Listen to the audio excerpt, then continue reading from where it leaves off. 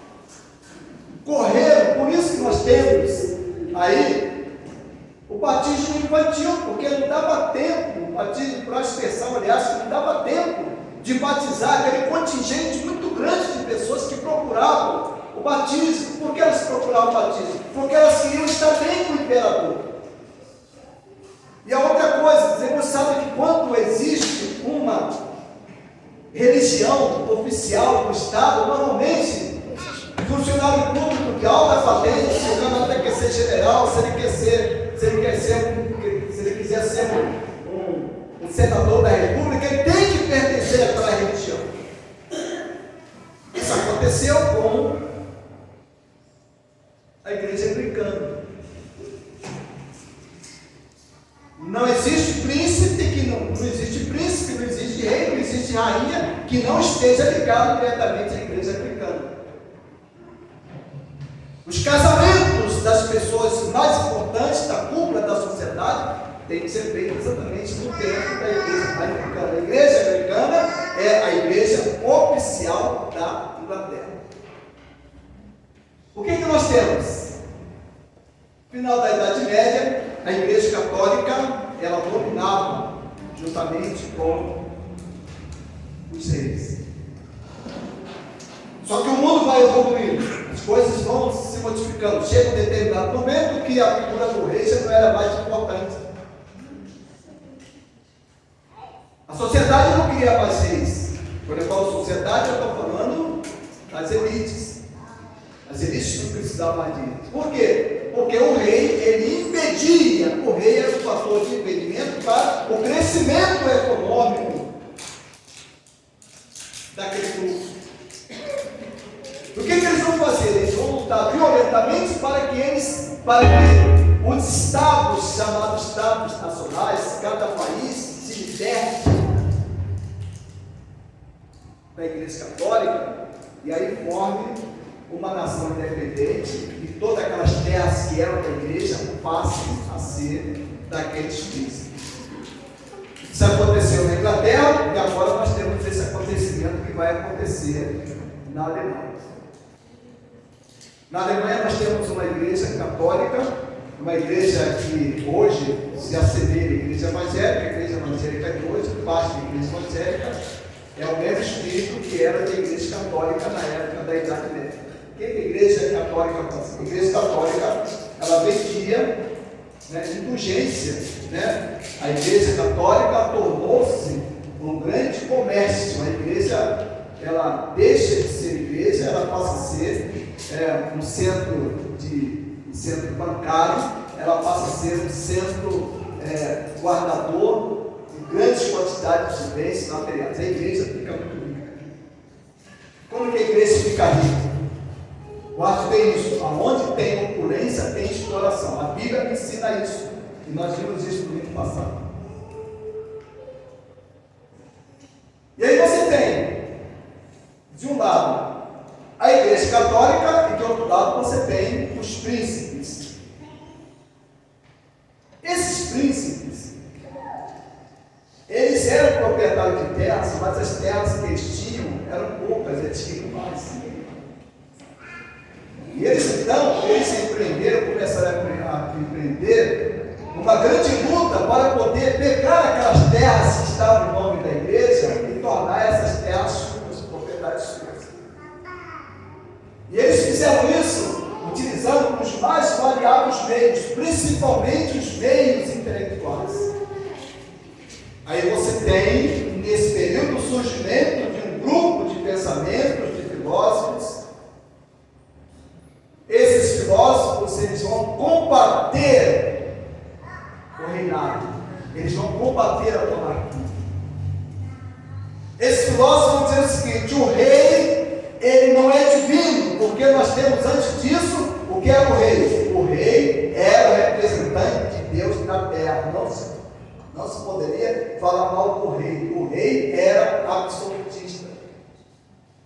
Então aquele pensamento filosófico começa a mostrar para a população que o rei era igual a você, igual a mim. Que o rei comia, o rei bebia, o rei passava mal, o rei mentia, o rei era ladrão.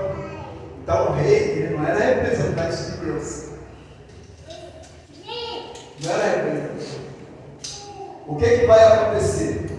Aí, em função disso, esse pensamento está agora presente na sociedade alemã.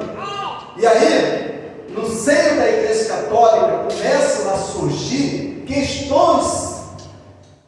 questionamentos sobre a prática da indulgência. O que era a prática da indulgência? O que era a verdadeira indulgência? Por exemplo, uma pessoa estava doente, a pessoa procurava o padre, e o padre dizia: olha, minha filha está à beira da morte. Aí o padre dizia: olha, a sua filha vai ser curada, mas para ela ser curada, você tem que trazê-la aqui. Além de você trazer a sua filha para a gente orar, você precisa depositar uma grande quantidade de dinheiro. Depende da doença. De acordo com a doença, era o preço que deveria ser cobrado pela cura da criança.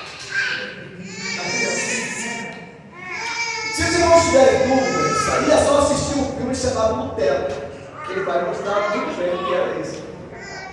Uma outra coisa também que a igreja se utilizou muito é a seguinte: olha, nós viemos aqui buscar, você fez a colheita, você deu 50% da sua colheita, você deu correio.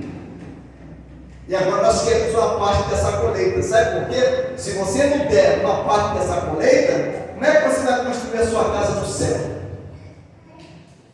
Então, cada colheita que os plantadores faziam, os trabalhadores faziam, eles tinham que entregar uma parte para a igreja, para que a igreja pudesse fazer o quê? Para que a igreja pudesse mandar para os céus a construção, o material de construção, para eles construírem a casa deles nos céus. Aí o padre dizia: olha, a senhora mandou a janela, mas uma casa não é só com uma janela. A senhora tem que mandar a porta, a senhora tem que mandar as luzes.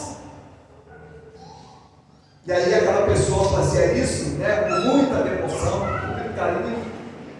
Isso começou a revoltar não somente Lutero, que era monge católico, mas uma série de pensadores católicos começaram a ficar revoltados com isso.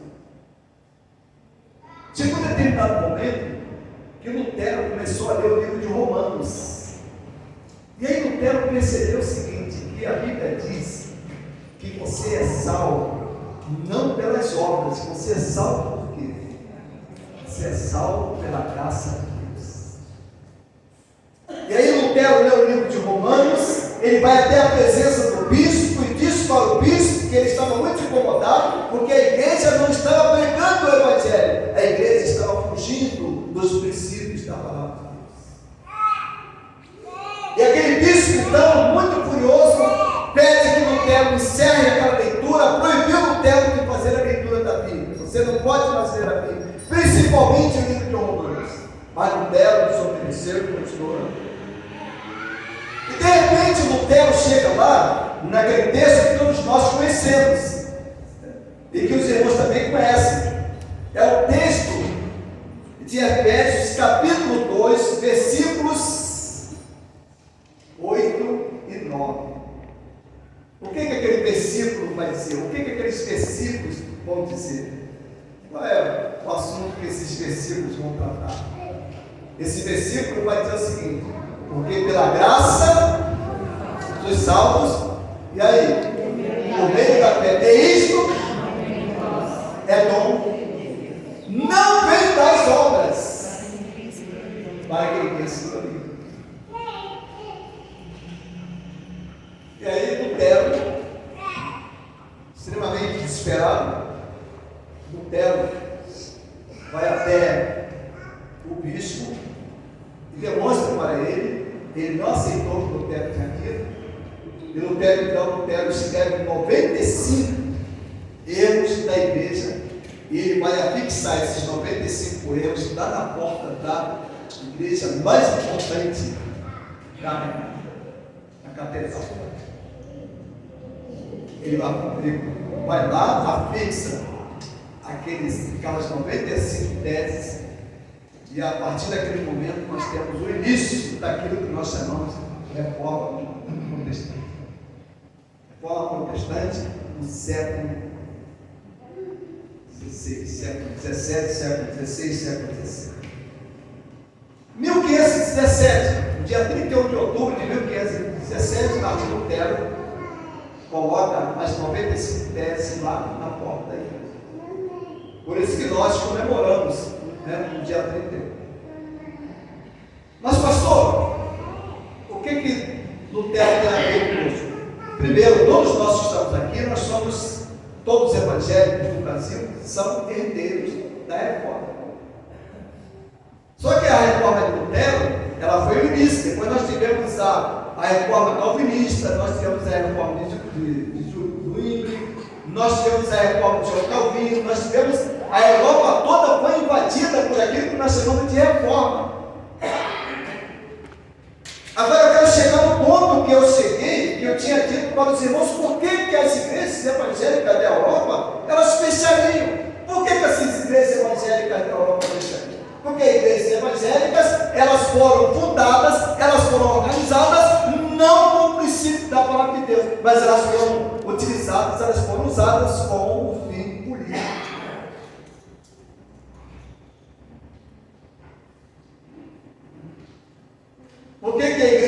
Anglicana tornou-se a igreja oficial da Inglaterra?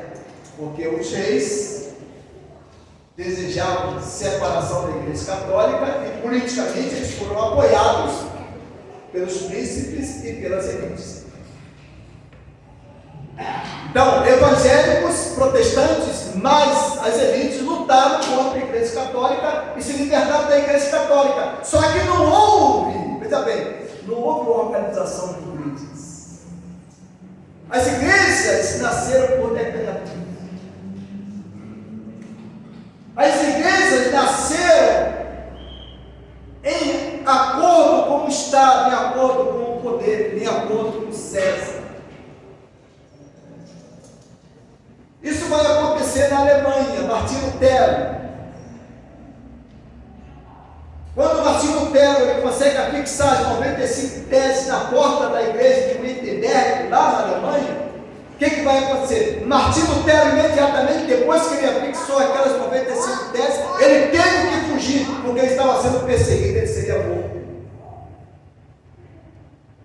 E aí os príncipes se reuniram e abrigaram Lutero, colocaram Lutero num lugar seguro e deram proteção a Lutero nas seguintes condições: de que a partir daquele momento eles romperiam com a igreja católica, se apropriariam das terras da igreja católica que estava na Alemanha, e dali então eles formariam aquilo que nós conhecemos como religião oficial da Alemanha, que é o luteranismo. Olha, mas essa igreja vai dar certo? Claro que não. Porque essa igreja nasceu de quê? Essa igreja nasceu de um processo de evangelização? Essa igreja nasceu de um processo de desejo de expandir o reino de Deus? Não, essa igreja nasceu num processo de desejo de expansão do império alemão. Isso vai acontecer em Genebra, isso vai acontecer na Suíça, isso vai acontecer na Dinamarca, todos aqueles países que ali estavam, que estavam sob o domínio da igreja católica, esses países eles começam a se libertar, todos eles no mesmo modo que se liberta a igreja anglicana, no mesmo modo que se liberta também os alemães, formando a sua igreja, a sua religião oficial. Então a religião, ela foi criada, a religião foi criada por decreto, ela não foi criada porque ela nasceu do desejo do coração dos crentes. Olha, essa igreja não tem, evidentemente, que ela não vai ter os valores de Cristo.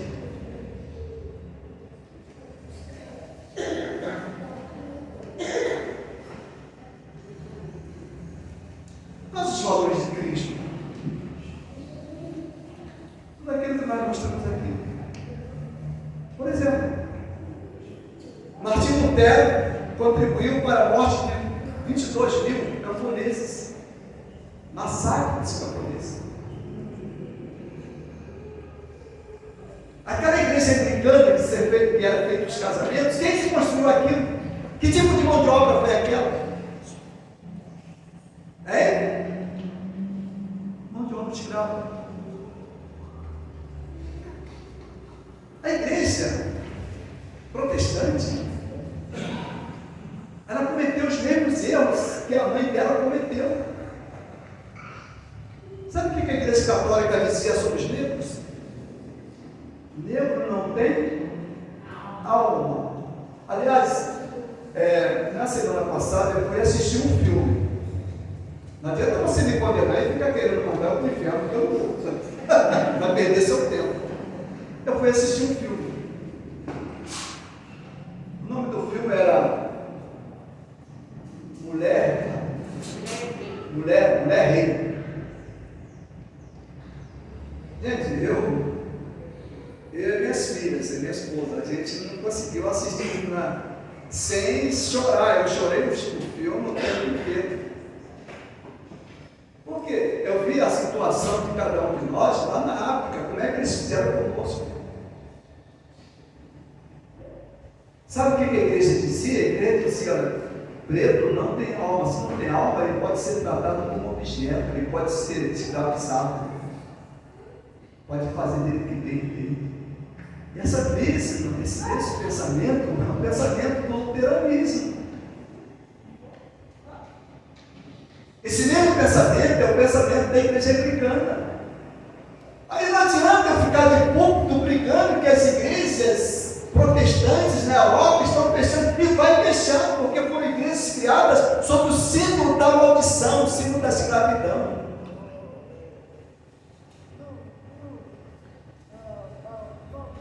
Diferente do que nós temos nos ensinos do Novo Testamento. Irmãos, que coisa maravilhosa! Um cidadão dono de escravo vai à igreja e se converte.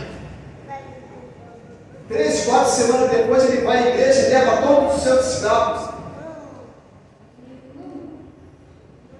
O pastor pregando, quando o pastor termina de pregar, o pastor faz o apelo, os escravos vieram quase todos à frente.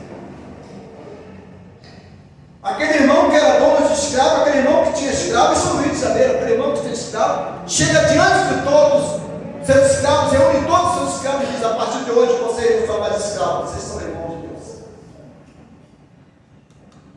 A partir de hoje todos vocês estão libertos. A partir de hoje todos vocês são donos das vidas de vocês. Essa é a origem da primeira igreja batista do Rio de Janeiro.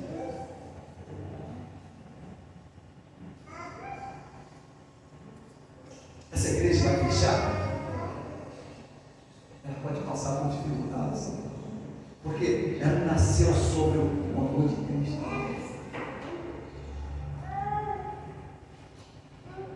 Então, o primeiro grande pilar que nós temos lá na reforma protestante, que trouxe algumas coisas de bom para a gente, e não estou falando que tudo lá foi ruim. Eu estou falando que há princípios que é muito caro a cada um de nós. O primeiro princípio é o princípio de salvos pela graça. Você foi salvo pela graça.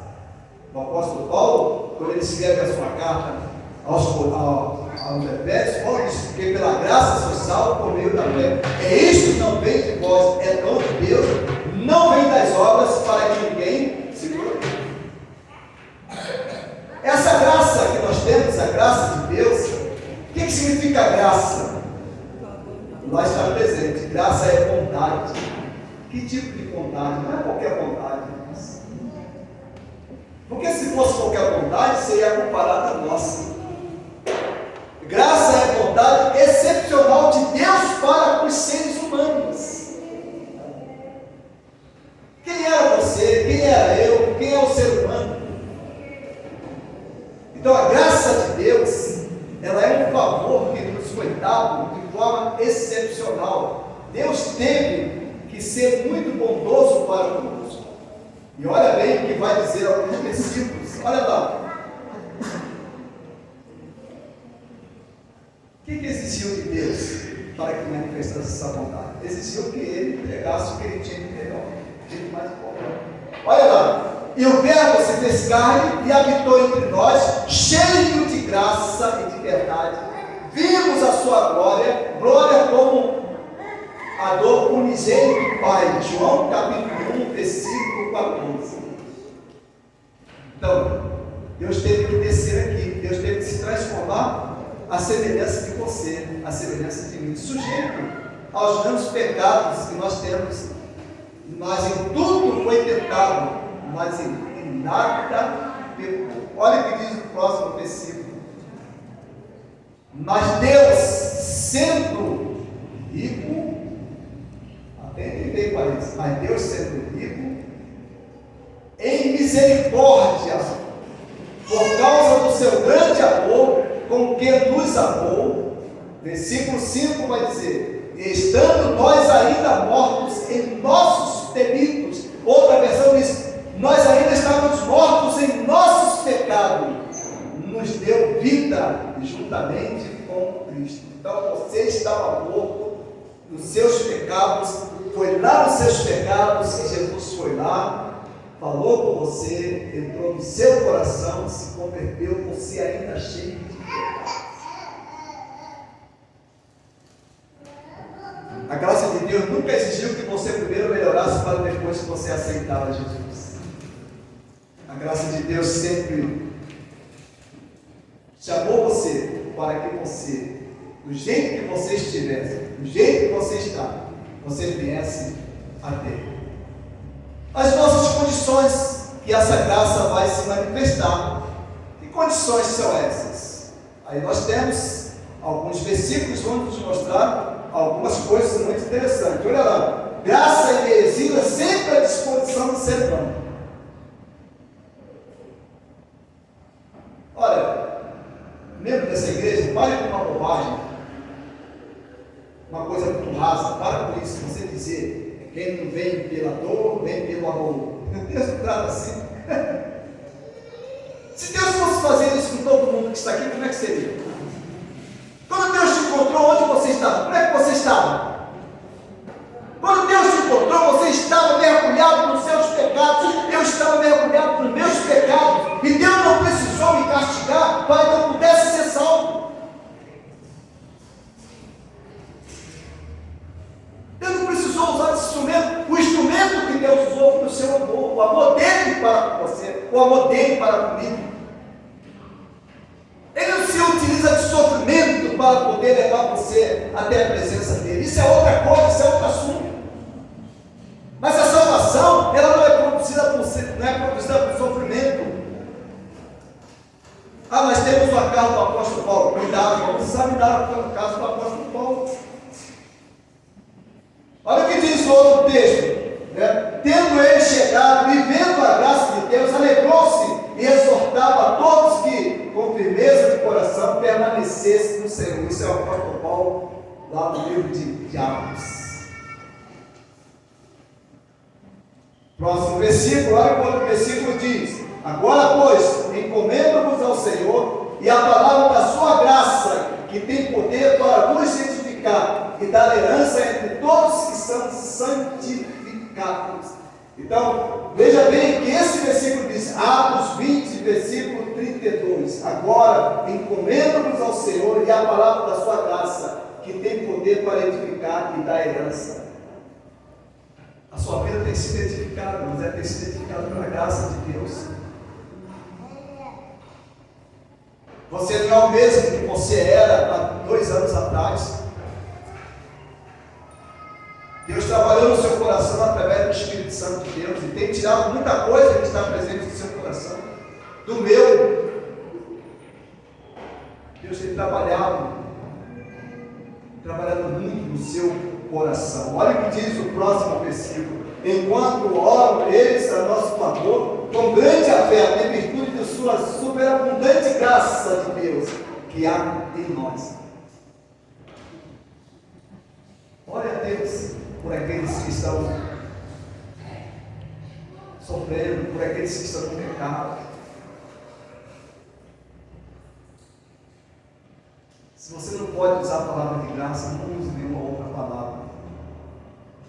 Por último, os favorecidos de Deus, revelados em Cristo, em Jesus Cristo. E o Verbo se fez carne e habitou entre nós, cheio de graça e de verdade. E vimos a sua glória como unigênito. Olha como é que Jesus se manifestou nesse mundo. Ele não se manifestou mandando ninguém para o inferno. As pessoas vão para o inferno porque as pessoas querem. Ele não se manifestou dizendo que aquela pessoa não prestava. O versículo diz que ele se manifestou cheio de graça. Jesus Cristo, quando ele entrou no seu coração através do Espírito Santo de Deus, ele entrou cheio de graça. A graça dele se manifestou em você, porque se não fosse a graça dele, você não seria salvo. Porque você e eu, nós não merecíamos nada, a não ser a sepultura e o inferno. E aí o apóstolo Paulo vai dizer, em Efésios 2, 4 até 7, mas Deus, sendo rico em misericórdia, por causa do seu grande amor, com que nos amou, estando nós ainda mortos em nossos delitos. Quando Cristo entrou no seu coração, você não tinha nada que prestava diante de Deus. Ninguém pode bater no peito e dizer: Deus me salvou, mas eu tinha coisa boa para oferecer a Deus. A Bíblia diz que não, ninguém tinha nada de bom para oferecer a Deus. O apóstolo Paulo diz que o ser humano é imundícia espiritual para aqueles que ainda não aceitaram Jesus. É lá no seu estado de pecaminoso, é lá no seu estado de pecado, é lá que a graça de Deus se manifestou naquele momento. Graças a Deus por isso. Olha o que o apóstolo Paulo continua dizendo: pela graça sois salvos, e juntamente com ele nos ressuscitou e nos fez assentar nos lugares celestiais em Cristo Jesus. E aí ele termina dizendo: para mostrar nos séculos vindouros a suprema riqueza da sua graça em bondade para conosco em Cristo Jesus. Isso é graça. Então você é salvo não pelos seus méritos, não porque você seja bom, mas você foi salvo pela graça de Deus. E quando você foi salvo, você estava em estado de pecado.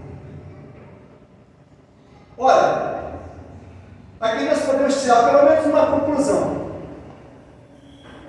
Se quando Cristo te salvou, você estava em pecado, por que às vezes nós olhamos para o outro e nós falamos assim: não vem pelo amor, vem pela dor. Olha, se Deus fosse agir da maneira como você pensa, como nós pensamos, para com você, o que deveria acontecer na sua vida? Olha, o que deveria acontecer na sua vida? Só sofrimentos. Deus tinha que primeiro castigá-lo para depois salvá-lo. Essa seria a lógica desse pensamento. Então o que nós temos que concluir? Nós concluímos, como diz o apóstolo Paulo: o homem, o ser humano, foi salvo pela graça e pela misericórdia do Senhor. Você foi salvo pela misericórdia do Senhor. Eu fui salvo pela misericórdia do Senhor. E aí Paulo termina, nós terminamos dizendo esse texto tão importante: nos séculos vindouros, a suprema riqueza da sua graça em bondade para conosco. Deus vai continuar manifestando a sua graça para com você, para comigo, para com todos nós. Agora, não seja proprietário disso. Não guarde isso para você. Você tem obrigação de transmitir isso para outros. E você vai transmitir isso através das suas atitudes, através dos seus comportamentos, através das suas palavras, através da sua convivência. Você vai transmitir isso para outras pessoas.